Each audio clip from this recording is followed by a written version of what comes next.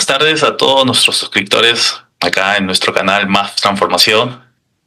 Esta tarde tengo el gusto y el placer de traerles al maestro Mahadek, así se pronuncian. Mahadev.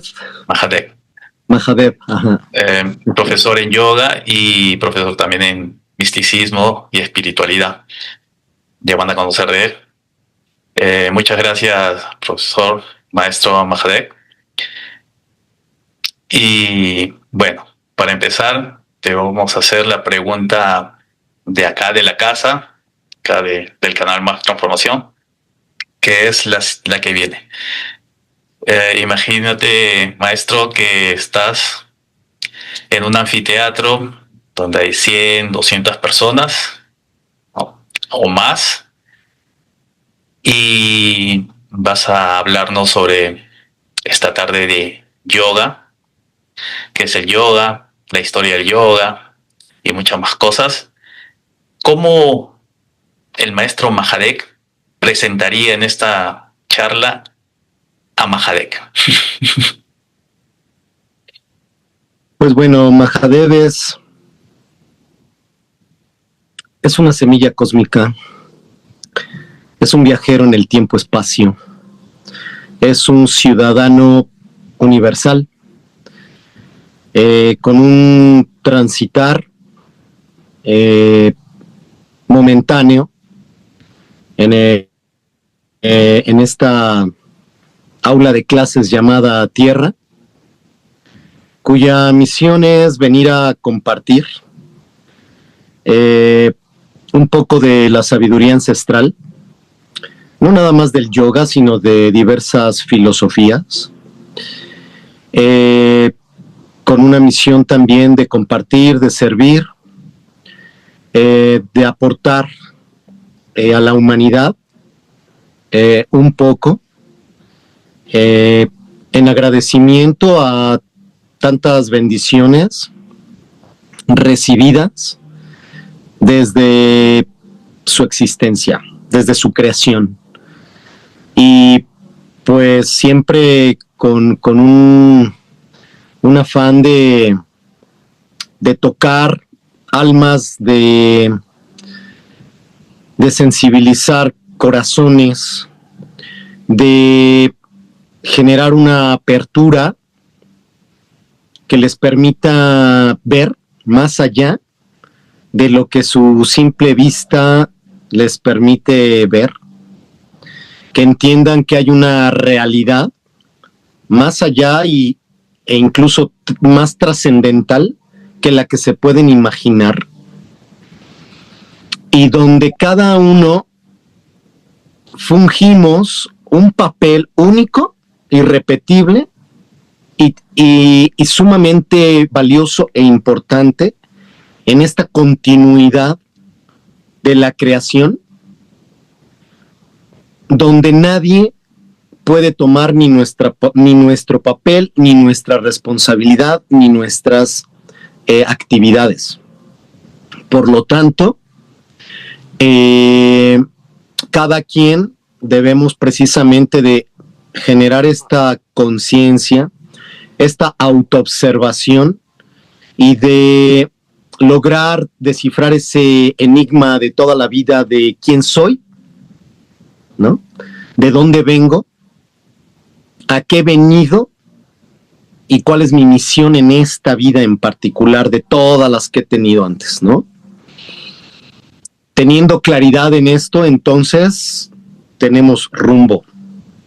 Y entonces sabemos hacia dónde dirigirnos y qué hacer. Entonces, esto es algo de lo que intento aportar, y pues siempre de la mano, ¿no? Con las personas que me confían, pues su tiempo sobre todo, y que me dan la oportunidad para acompañarles mano a mano, hombro con hombro, durante todo su proceso, ¿no? Entonces, pues esa es parte de mi misión aquí. Esto es parte de lo que pues yo con mucho amor, con mucho cariño vengo a compartir. Bueno, maestro Mahadek, hoy día íbamos a hablar de yoga, aunque podríamos hablar de muchos temas, ¿no? Misticismo, espiritualidad, ¿no? Pero, ¿cómo llega el yoga usted me contó que tenía muchas filosofías, muchas corrientes, acaba también de decirlo. ¿Cómo llega el yoga a su vida? Bueno, el yoga en mi caso no es un tema de ahorita o de esta vida. El yoga ya es un tema que, una actividad, una forma de vida que no es de ahorita. Ya pues traigo yo en mis registros, pues digamos que una experiencia atrás, y por decir atrás me refiero concretamente a vidas anteriores. Vidas pasadas. Vidas pasadas, sí. En esta vida concretamente, pues me llegó como creo que le llega a muchas personas, donde el estrés, el exceso de trabajo, el cansancio, por un lado, por el otro, el estar en la búsqueda de nuevas cosas, pues me hace estar tocando puertas. Yo 20 años antes de conocer el yoga, yo ya había pasado por diversas filosofías, diversas prácticas, diversos ashrams, diversas logias, diversas actividades y personas. Hasta que, bueno, hace 21 años llegó el yoga a mi vida, pues por un cúmulo de todas estas situaciones, en realidad, ¿no? Entonces fue un camino más que donde sentí el llamado a la búsqueda, ¿no? Y entonces, pues, tuve la fortuna de empezar a practicar, por un lado, Kundalini Yoga, y por el otro lado, con otro maestro israelí, pues, lo que fue el Iyengar Yoga. Dos corrientes diversas, ¿no? Muy diferentes en su aplicación y en su filosofía, pero siempre con un común denominador, ¿no? Donde está presente siempre la conciencia, el autoconocimiento, ¿no? La conexión con una energía superior. Y evidentemente ya a un nivel o a un plano más físico, pues es buscando un bienestar, una calidad de vida, una mejoría en mi desempeño, ¿no? Una mayor salud, en fin, con todos los beneficios que esto trae, una paz mental, una quietud, un silencio interno, una claridad, una integración, una estabilidad, en fin, con todos los beneficios que esto conlleva. Y entonces, pues, me convenció y pues hasta la fecha, pues aquí estamos. Comparto desde entonces, al año, desde que estaba yo de estudiante, empecé a dar prácticas. El universo me llevó a compartir la práctica. Y pues ya de ahí empecé igual yo, a tener una mayor formación, a meterme más en forma, a leer más, a practicar más, a certificarme en diversas técnicas, ¿no? Y bueno, pues hasta la fecha, pues tengo la oportunidad que me da el universo de seguir, pues en este camino también, y pues compartiendo y certificando, entiéndase certificando, preparando personas, maestros, maestras en este camino, básicamente en dos técnicas, que es Hatha Yoga, Vinyasa Yoga y misticismo. Eso es lo que abarcan mis certificaciones, que las abro anualmente, en este caso cada febrero, aquí en Ciudad de México, aunque también hago formaciones virtuales. Y pues bueno, esto lo vengo haciendo ya hace más de 10 años también, ¿no? Tengo mi escuela, que se llama Dharma Yoga MX. Antes tuve otra escuela con un socio. Cerramos ese ciclo en pandemia e inmediatamente abrí mi propia escuela. Y pues afortunadamente ahora el 8 de agosto, el 8 del 8, pues cumplimos 5 años, ¿no? Como esta nueva escuela. Pero pues bueno, el background viene ya desde atrás y la experiencia y el compartir también, ¿no? Entonces, pues así es como inicié este proceso que nunca termina, esta filosofía, esta forma de vida que nunca termina. Ahora que estás contando que, o sea, en la espiritualidad, en el misticismo tienes 40 años, pero 20 años en el yoga, ¿no? Sí. ¿Qué encontraste en el yoga sea así de diferente que estabas buscando en esos primeros 20 años? No sé si...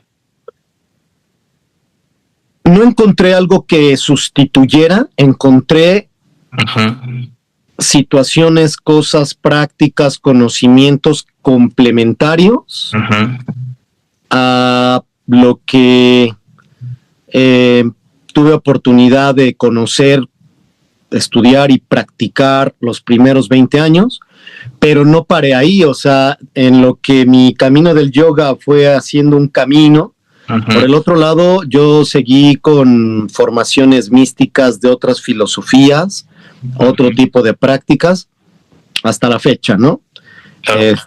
O sea, cada camino me ofrece cosas diferentes, y creo que siempre son complementarias, no sustitutas una de otra.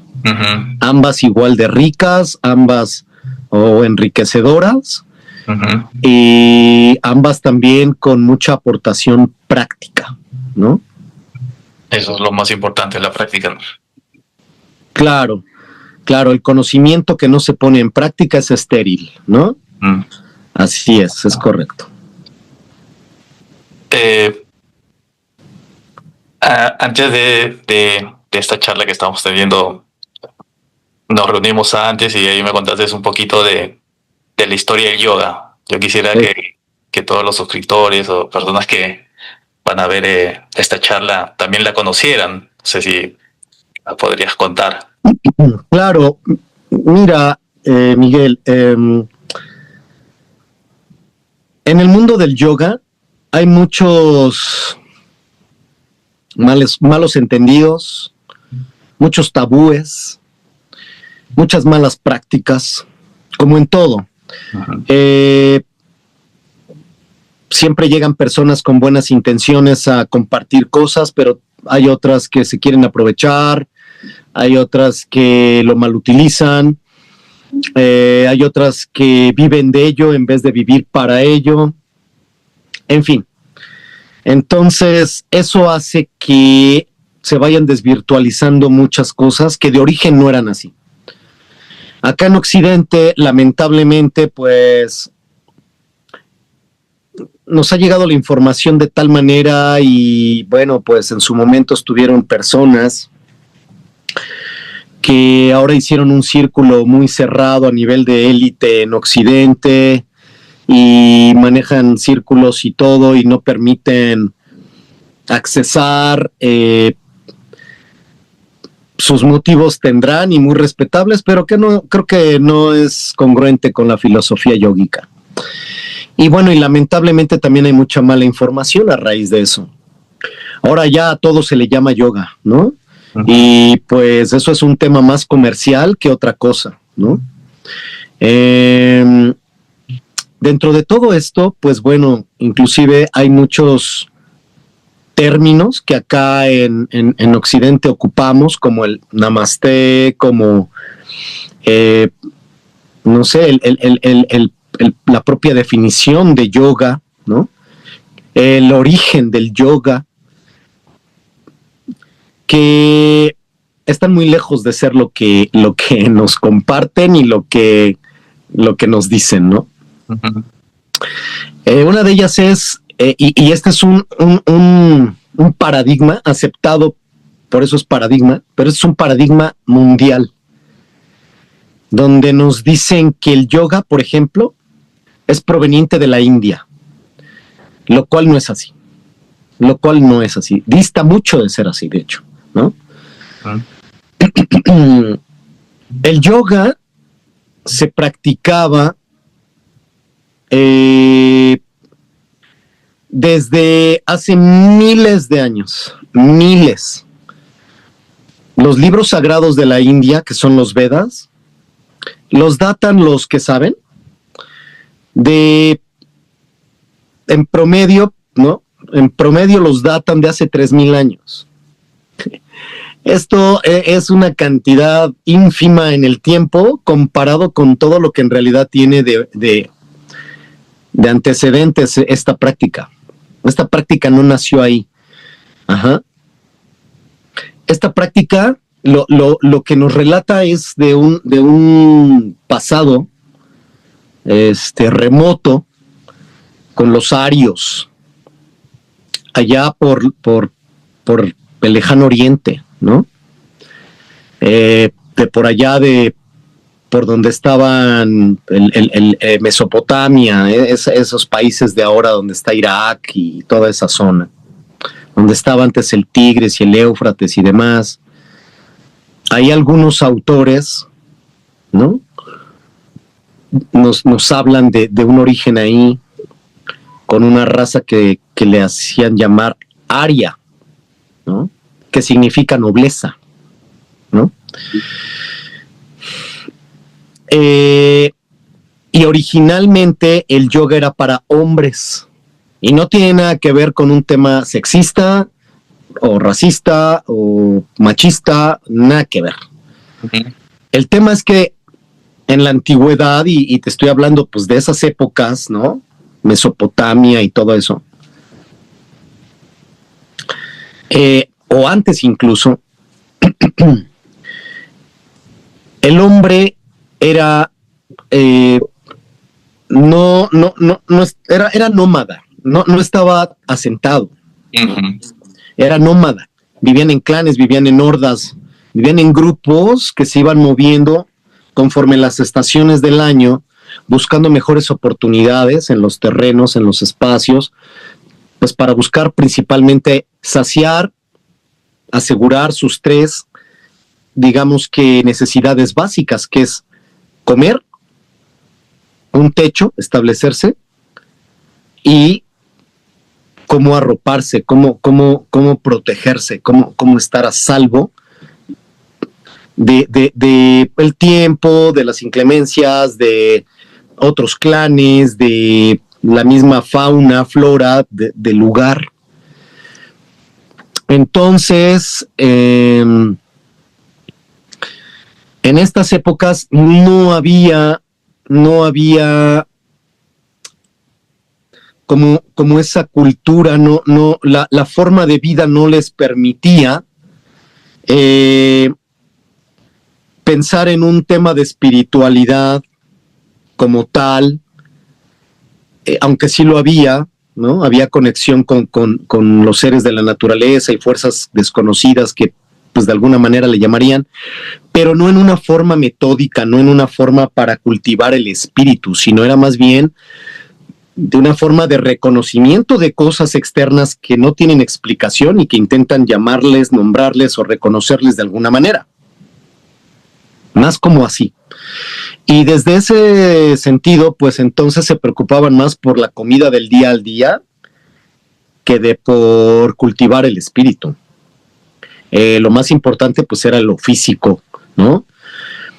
Entonces las mujeres estaban dedicadas a la recolección, estaban a la recolección de frutos, de semillas, de cosas que no fueran tan complejas y de darle sostén a la familia. Mientras que el hombre pues estaba enfocado en la caza, ¿no? En ir a buscar al mamut, qué sé yo, a la presa que le permitiera comer. Pero al mismo tiempo estar preparado por si otros grupos venían a querer apoderarse del espacio donde estaban. Y al mismo tiempo algunos otros, al contrario, buscaban ir a dominar un lugar, un espacio, a las tribus, etcétera, con el fin de quedarse con sus cosas, con el fin de quedarse con el mejor lugar para asegurar esa casa, vestido y sustento. Entonces, ¿quiénes eran los encargados de esa labor? Los hombres, no las mujeres. ¿Por qué? Pues porque el hombre, por cuestión natural, tiene más fuerza en general.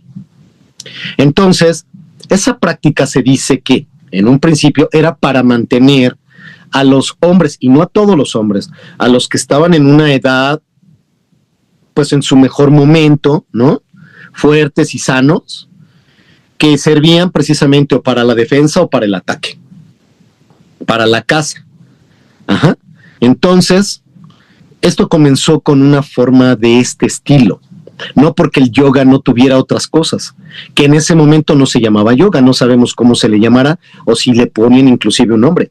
Simple y sencillamente, pues era una preparación que tenían para estar más fuertes, para estar alertas, para desarrollar sus facultades de caza y de guerra, ¿no? Entonces ese es el origen.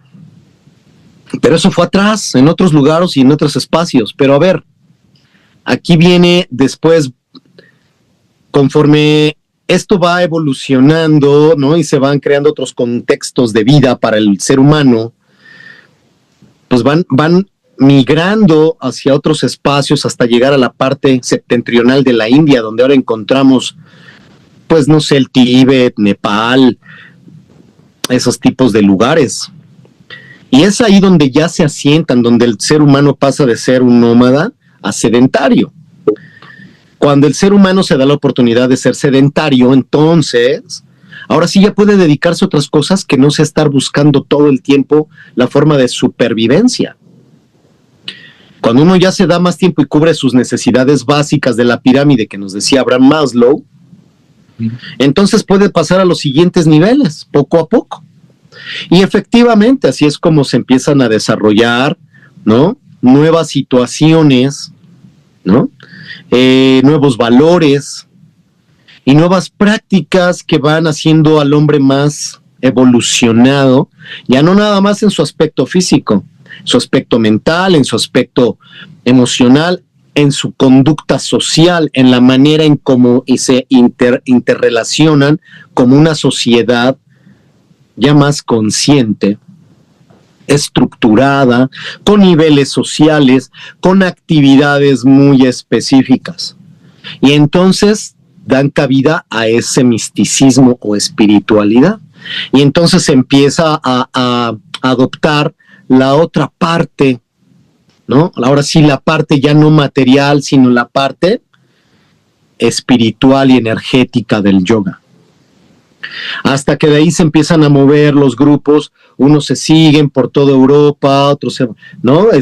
Con los celtas y todo esto, otros se van hacia el norte con la gente nórdica, otros se bajan y se establecen en la India, como hoy la conocemos. Establecidos en India, pues ahí, para entonces el ser humano ya evolucionó de tal manera que ya las ideas ya no nada más eran escritas, ya empezaban en ese momento a tener una escritura, ¿no? Con una forma de lenguaje cada vez más estructurada y compleja, donde entonces en algún momento les da para escribir unas ideas, que seguramente con pictogramas, con ideogramas, ¿no? Como actualmente lo siguen haciendo los chinos, por ejemplo, ¿no? Con los kanjis japoneses, qué sé yo. Y entonces empieza a evolucionar la escritura, empiezan a plasmarse ideas con un lenguaje más rico, más variado, más estructurado, y sigue evolucionando, y entonces ahora esos escritos ahora ya son ideas ya más corridas, más, digamos, con un mayor detalle, con un mayor contexto, abarcando más que ideas sueltas, ¿no? Ideas corridas, con mayor explicación, con mayor contexto. Y sigue evolucionando esto hasta que se llega a una parte ya mucho más evolucionada, donde ahora ya pasamos de la prosa al verso. Y entonces empezamos a adoptar la parte artística, ¿no? La parte artística. la mayoría o muchos de los Vedas, que son los, insisto, los libros sagrados de la India, pues muchos escritos ya vienen en versos. ¿Qué te quiere decir? O sea, y los datan, te digo, de la mayoría o muchos de los historiadores, arqueólogos y demás que hayan intervenido en todo esto, pues más o menos coinciden que alrededor de unos 3000, tú sabes, todo lo que tuvo que haber evolucionado el hombre, nada más en la escritura, para llegar a escribir versos, tuvieron que haber pasado miles de años, evolutivamente hablando, para que nuestro lenguaje de simples gruñidos, de gestos y demás, pasaran a sonidos más reconocibles, estructurados, a plasmar eso en palabras, en ideas, ¿no? En frases, en líneas, en textos, en prosa, y luego a un verso. O sea, eso no se da de un mes para acá, eso se da a través de miles de años de evolución. Uh-huh. Entonces, por mucho que te diga, no, pues 3000 años para acá, no, estamos muy lejos de entender realmente todo lo que implica. Eso viene desde mucho más atrás.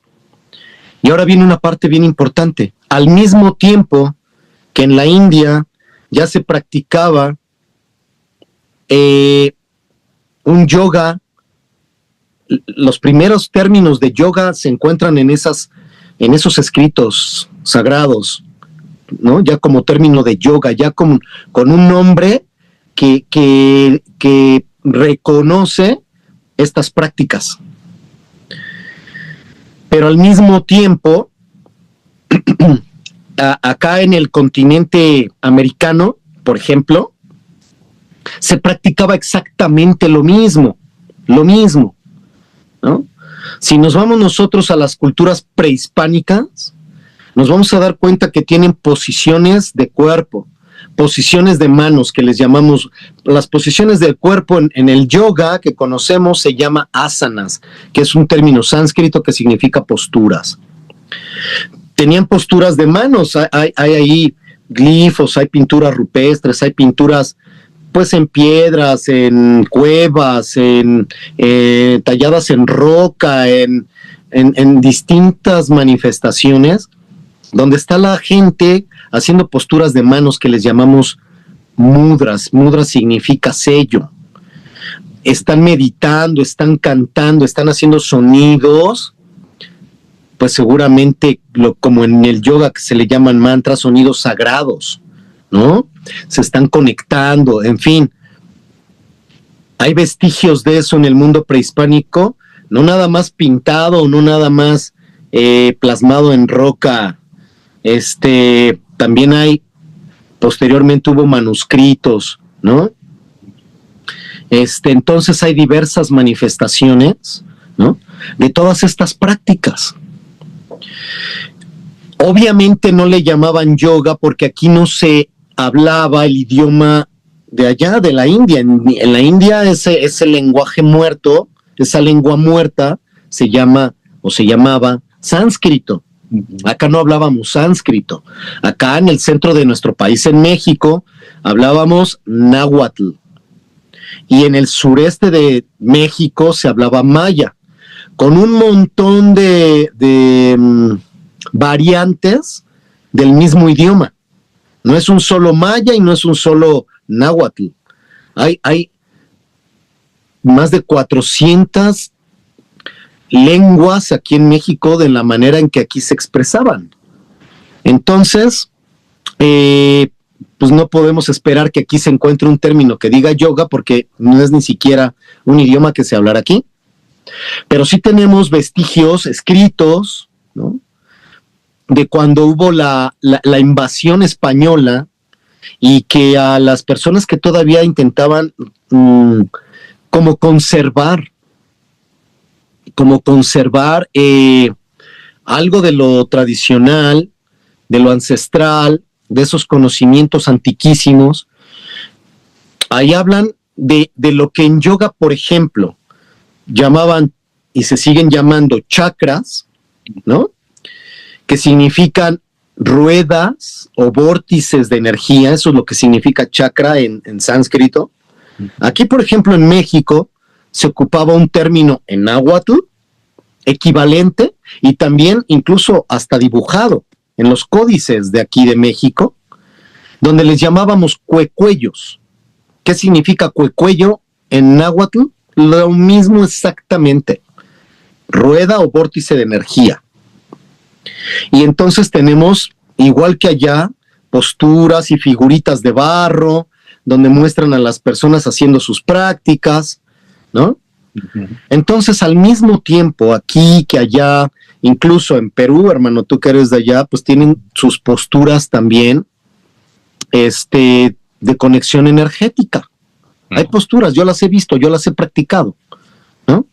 De todo este conocimiento andino. Entonces, que viene desde los quechuas, los aymaras. Uh-huh. Entonces, todo esto se practicaba de una manera similar, ¿no? Con meditación, con sonidos sagrados, con posturas de manos, con posturas de cuerpo, al mismo tiempo que en la India. Entonces, no es cierto que el origen sea la India. Más bien, lo que no se han puesto a ver es que si en diversas partes del mundo se practica lo mismo, ¿qué quiere decir? Que tiene un origen común más atrás. Para que sea origen quiere decir que estuvo pasos atrás, tiempo atrás. ¿Cuál es ese origen? Ahí está la pregunta. Pues de dónde provenimos tanto las culturas prehispánicas que se fueron asentando aquí, ¿no? Desde los incas, mexicas, mayas, ¿no? En América, como los hindús, por ejemplo, ¿no? Uh-huh. Tenemos un origen común, que es la Atlántida. Atlántida. El origen no es ni de México, ni de Perú, ni de Chile en la isla de Pascua, ni tampoco en la India. Uh-huh. Pero entonces, ¿por qué dicen la India? Muy sencillo. Estamos remontándonos a los años 1500 algo, donde fue un periodo de invasiones por parte de los europeos en el afán de ir a conquistar nuevos mundos, nuevos recursos, etc. Uh-huh. Nada más que no a todos nos invadieron los mismos. A unos los invadieron los ingleses, como en la India. Uh-huh. A otros nos invadieron los españoles, uh-huh. A otros los invadieron los franceses, a otros los invadieron los holandeses, y no sé, ¿no? Uh-huh. ¿Qué tantos más? Y nos fue diferente a cada quien. Mientras que a la India la respetaron los ingleses porque era gente más, digamos, más comparada con los españoles, ¿no? Con perdón de los hermanos españoles, pero era gente más preparada. ¿A quienes mandaron a México por parte de los españoles? A la gente que estaba recluida en las cárceles, donde era escoria social, donde a la corona le convenía, porque en esas épocas se creía que la tierra era cuadrada y que una vez llegando al filo te ibas a ir hacia abajo, quién sabe hacia dónde en el universo, uh-huh. ¿No? Entonces, no, pues órale, pues, que se vayan todos estos. Y total, si no llegan, qué bueno, mejor. Menos gente que darle de comer, menos escoria en la sociedad, ¿no? Menos delincuentes. Uh-huh. Y si logran realmente encontrar algo diferente y traernos tesoros, pues ya ganamos. Por cualquiera de los dos lados ganaban. Uh-huh. Esas personas fueron las que llegaron a México, por ejemplo. Uh-huh. Pero los ingleses no. En los ingleses estaban más preparados. Entonces, más estudios, no sé, más lo que quieras, más cultura, más lo que sea, de tal manera que cuando ellos llegan, claro, ninguna guerra, ninguna invasión, ningún sometimiento va a ser por favor o por las buenas. Ujú. Claro que va a haber violencia al principio, pues claro, pero la India era un país pues que no presentaba gran resistencia. Ujú. Entonces más bien ahí hubo un acuerdo, y el acuerdo en la India fue: mientras tú me pagues, me rindas tributo constante para la corona inglesa, yo te respeto tus templos, te respeto tu cultura, te respeto tu religión, tus prácticas, tu estructura social. Sí tuvieron que hacer ahí unos ajustes con los rishis, con los yogis que estaban ahí porque influenciaban mucho a la sociedad y podrían causarles ruido, pero los supieron ahí como que manejar la situación de tal manera que les permitieron seguir con todas sus prácticas, que era lo que a ellos les importaba, y entonces no les destruyeron nada, fue mínimo. Por eso en la India se conservan todos los templos, se conserva la cultura ancestral, se conservan las prácticas, y entonces uno dice, pues sí, pues es que aquí se ve que estuvo todo, y desde entonces y siguen actualmente. Por eso creen erróneamente las personas, pues porque ven físicamente que pues ahí están los templos antiquísimos y que han conservado las prácticas. Claro, porque a ellos no les quemaron y no les destruyeron sus cosas. ¿Qué ocurre con todos los países de América donde el saqueo, la invasión fue por parte española?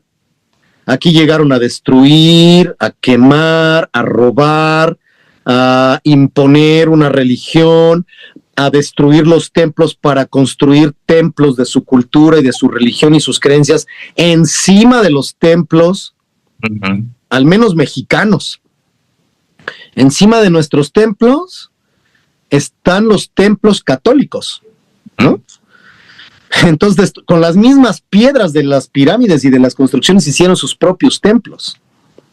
Entonces, pues obviamente que al destruir, quemar, romper, robar y saquear y demás, como le quieras llamar, es más, se impusieron leyes donde los que siguieran generando este tipo de prácticas los mataban, ¿no? Entonces, pues hubo mucha represión al respecto. Borraron casi en su totalidad, pues gran parte de lo que era la cultura y las prácticas. Entonces no vas a encontrar gran cantidad de esto aquí, al menos en México. Entonces, pues México ni por aquí se les pasa, ¿no? Pero yo te puedo decir, por ejemplo, en Teotihuacán, si tú vas al templo, no sé si es Atetelco o uno que se llama Tetitla, cualquiera de los dos. Me parece más que es en Tetitla, así se llama ese templo, que está muy cercano, a unos 500 metros, yo creo, máximo, de las pirámides donde todo mundo va cuando viene a México. No, yo te estoy hablando de templos que están a los alrededores, por fuera de la zona que está cercada y que a todo mundo llevan ahí. A casi nadie llevan a la parte de afuera donde hay templos con pinturas originales.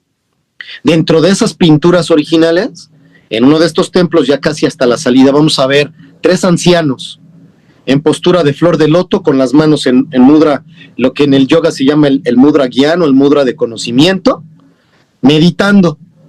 A ver, ¿cómo pudieron estar esas posturas de ancianos meditando en flor de loto si se supone que eso es de la India? Ya no hay congruencia, ya no cuadró lo que nos dice la historia. Pero esto no lo conoce el 99.9 de la gente. Entonces, bueno, pues son parte de los vestigios, ¿no? Que hay, que están ahí, que los puedes ir a verificar, ¿no? Su autenticidad, y vas a ver cómo eso mismo se practicaba aquí. En una ocasión le hicieron una entrevista a uno de los grandes gurús, una de las vacas sagradas, como les decimos aquí en este medio, con todo respeto, de uno de los grandes maestros que trajo el yoga de Oriente a Occidente, que se llama, por sus siglas, bgrande.k.s. Iyengar. El maestro Iyengar, del cual hay un método patentado que yo estudié, que fueron mis orígenes también, en una ocasión en una entrevista, y me parece que esto se plasmó en una revista, nos los decía, me pasaron ese dato, pero te estoy hablando de hace como 15 años y la verdad es que no me acuerdo ahorita en qué revista. Aparece una entrevista que le hacen a este señor y que le dicen, le preguntan acerca del origen del yoga, precisamente, ¿no? Y él se atreve a decir, y está ahí por escrito, y él es hindú, y dice, probablemente el origen pudo haber estado en México, ¿no? Yo no estoy ni a favor de uno ni a favor de otro, yo insisto, es como ahorita. Si yo ahorita les estuviera dando una certificación de yoga y tú jamás has escuchado del yoga y es la primera vez que tienes contacto con este asunto del yoga y yo te empiezo a platicar las cosas, ¿no? Y de todas las personas que están aquí, cada quien se va a sus países de origen y demás, pues, ¿quién le van a decir qué es el origen? ¿De dónde obtuvieron su conocimiento? Pues van a decir, pues del maestro Mahadev de México. Y así se va cientos y luego miles de años, y entonces a las generaciones de cientos de años después, o miles, pues la única referencia de la persona que llegó a su país va a ser que lo aprendió de un mexicano que se llamaba de tal manera y que fue quien les enseñó. Eso no quiere decir que yo sea ni el portador del conocimiento, ni el creador de la técnica o de la filosofía, ni mucho menos. Pero como no tienen otra referencia, pues solo se pueden remontar hasta mí, no más. No van a saber de quiénes he aprendido y de dónde eran esas personas de las que he aprendido, ¿no? Entonces se pierde en el tiempo, se hace como teléfono descompuesto, decimos aquí en México. O sea que conforme va avanzando la información a través del tiempo, se va deteriorando la forma original de cómo fue expuesta o cómo fue compartida. En este sentido, es lo mismo que pasó. Entonces, pero, pues, cada persona a la que yo le digo y que se va a su lugar de origen, pues para muchas personas el origen va a ser en su país, pero no va a ser el origen mi fuente.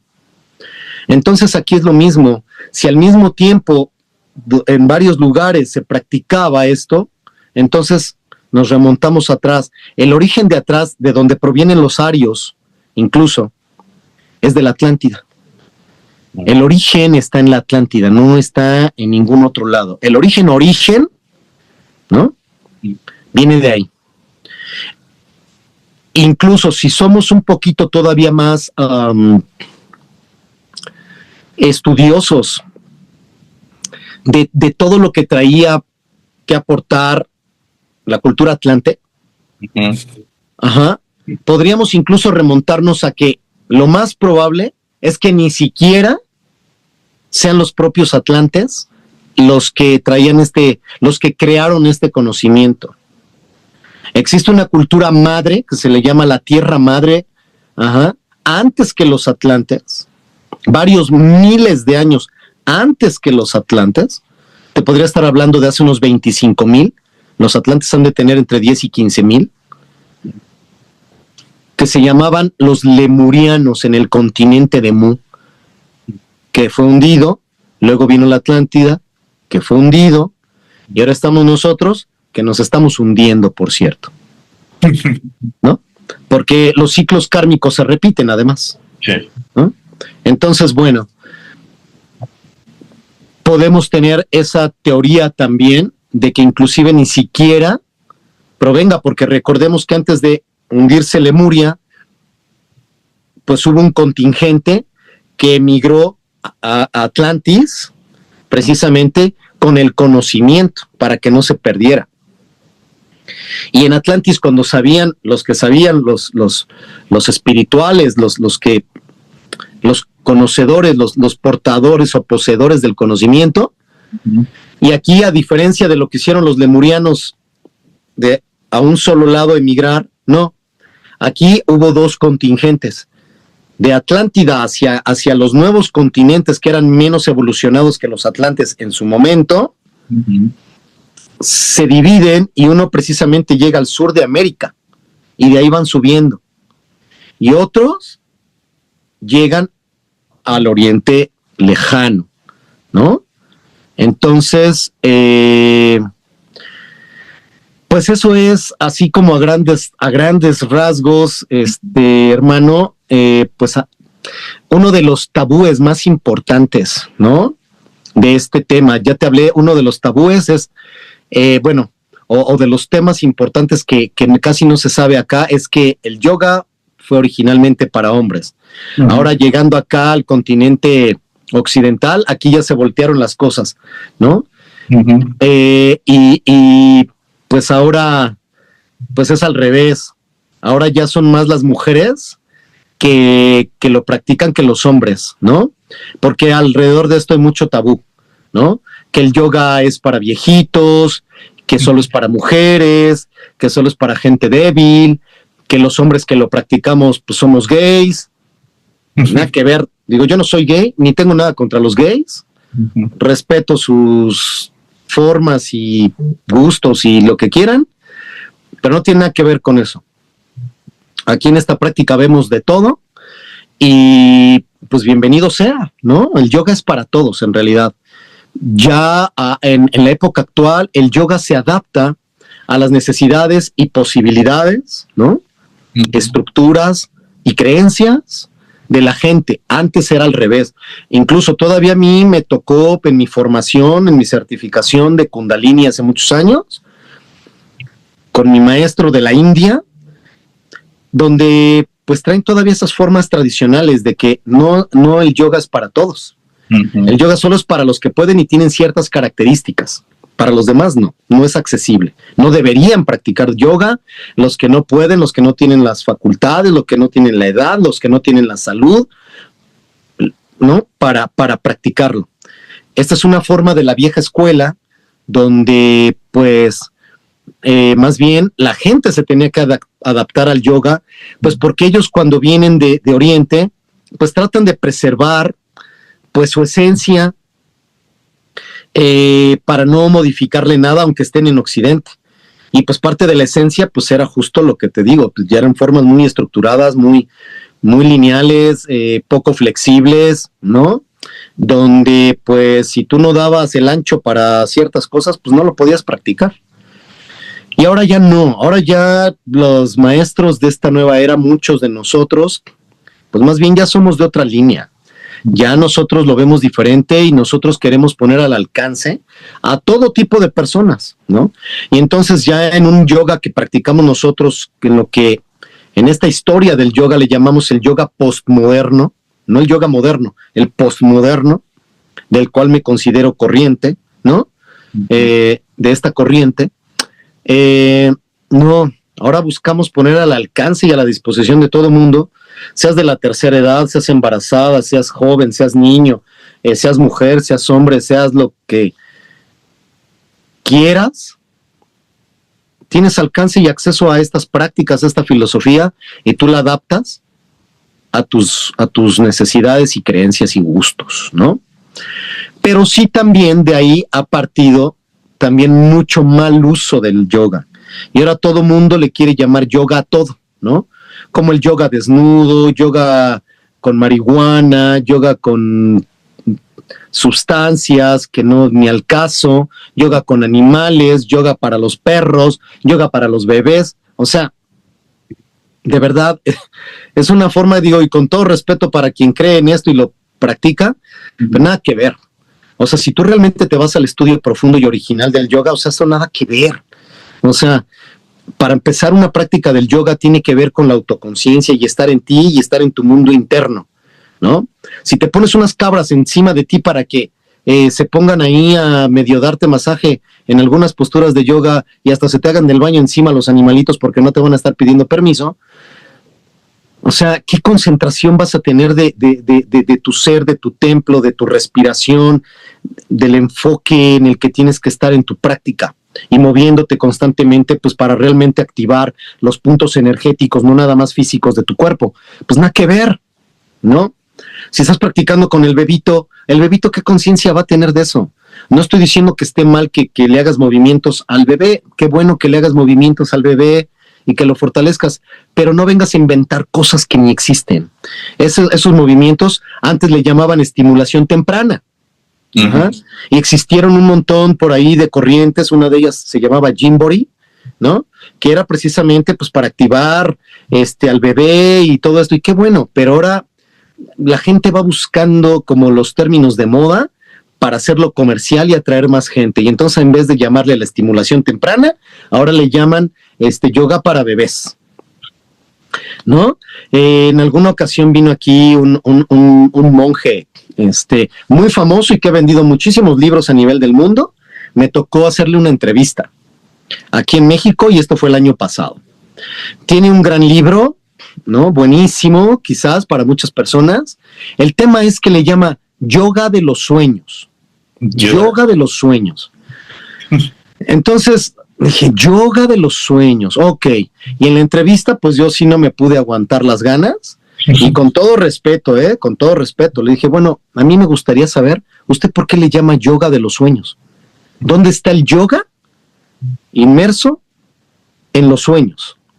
O sea, ¿cómo es eso? A ver, explíqueme porque mi mente de verdad no alcanza a entender. Perdón mi ignorancia, ¿no? Uh-huh. Dice, bueno, es que con yoga tiene muchos significados y con yoga a lo que me refiero es a la conciencia. Que tú desarrolles un método para generar conciencia dentro de tus sueños y que sepas que estás soñando y desde ahí manipules los sueños. Le digo, ok, esa parte me queda clarísima, conciencia. ¿Y por qué no le llamo conciencia de los sueños en vez de yoga? Esa es mi pregunta, ¿no? Obviamente, pues, bueno, no entremos en más detalles, pero, o sea, eso es a lo que voy.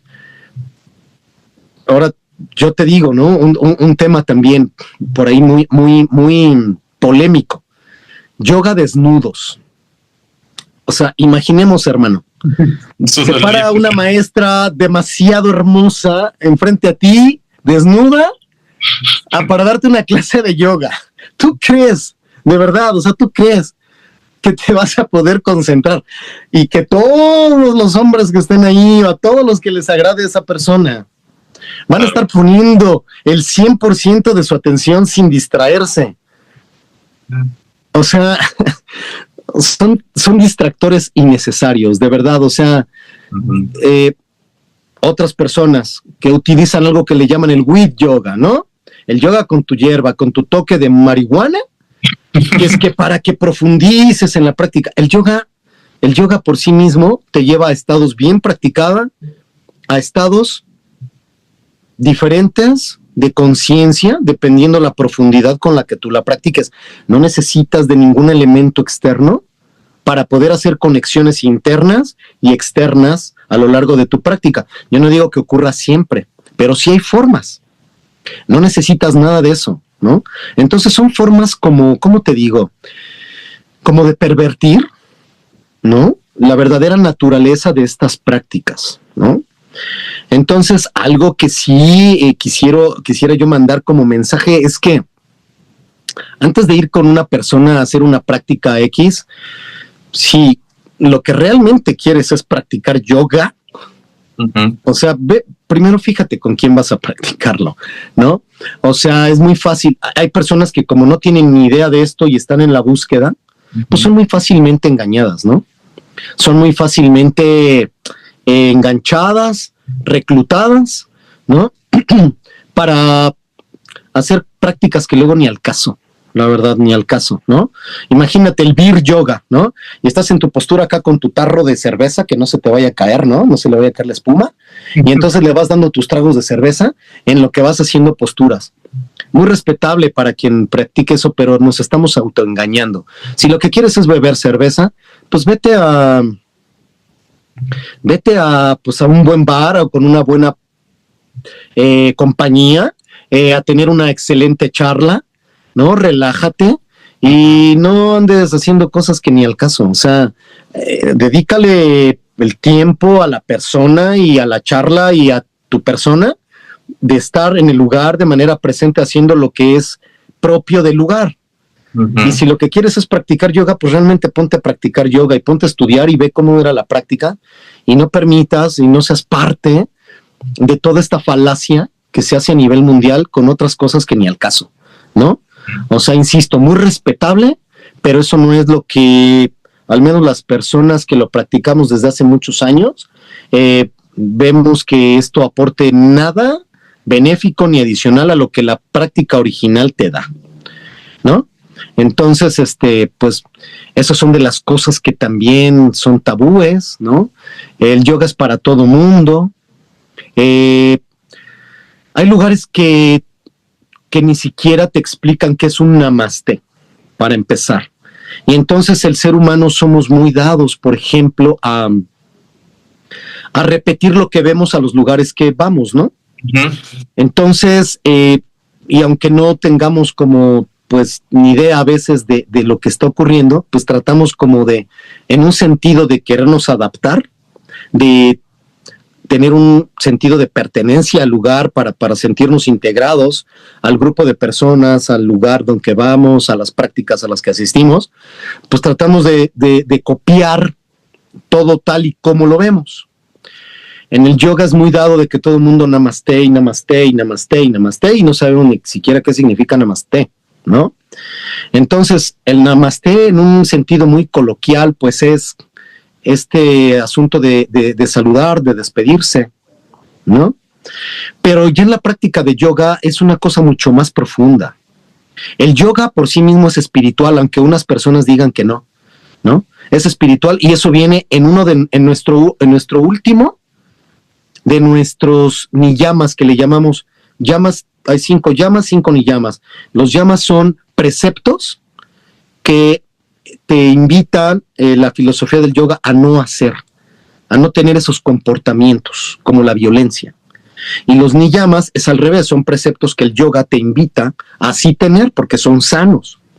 Dentro de estos preceptos niyamas que sí te invita a hacer, está el hecho de reconocer que arriba de nosotros hay una energía superior, como le quieras llamar. Ellos en el hinduismo le llaman Brahma. Algunos consideran a Shiva, algunos consideran a Krishna como los creadores del universo. Cualquiera que sea su creencia dentro del hinduismo, cualquiera de las diferentes líneas o ramas, finalmente nos invitan a considerar que hay algo superior a nosotros, que es creador de todo lo que vemos y no vemos, de todo lo que imaginamos y lo que ni siquiera podemos imaginar.